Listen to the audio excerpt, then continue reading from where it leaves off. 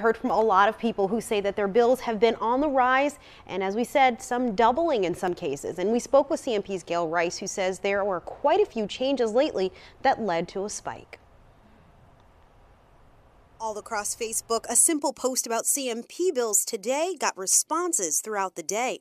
From people who say their bills shot up and images of the invoices poured in. So we asked Central Maine Power for an explanation, and 3 key things happened within a short period of time. We needed to come up with a system that can be more flexible and that can accommodate 21st century needs. The previous billing system was about 25 years old, and switching over caused people to see new account numbers and balances. That transition took place around the end of October, early November, and a couple of things happened then. In order to accommodate that transition, we did make a one-time change in the billing cycles. So customers may have had shorter or longer billing cycles than the standard 30 days. Most of that, now that we're into almost the middle of February, we think most of that has been shaken out. And then there's the weather. Late December, early January, we had some extremely cold temperatures. Customer usage went up at the same time as the temperatures went down, and while your billing cycle may have been a little longer.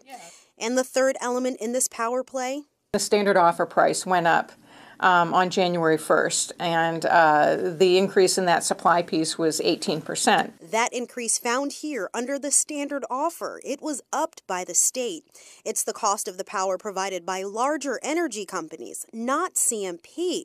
The company actually gets no profit from it. That went from about 6.7 cents a kilowatt hour to 7.9 cents a kilowatt hour, and that's something that's probably driving up the dollar amount on people's bills. So we definitely suggest checking your bill closely for the billing cycle days to see if they were longer or shorter, and then watch the next few months to see if your bill does get back to normal. Live in the studio tonight, Kyle Jones, WMTW News 8.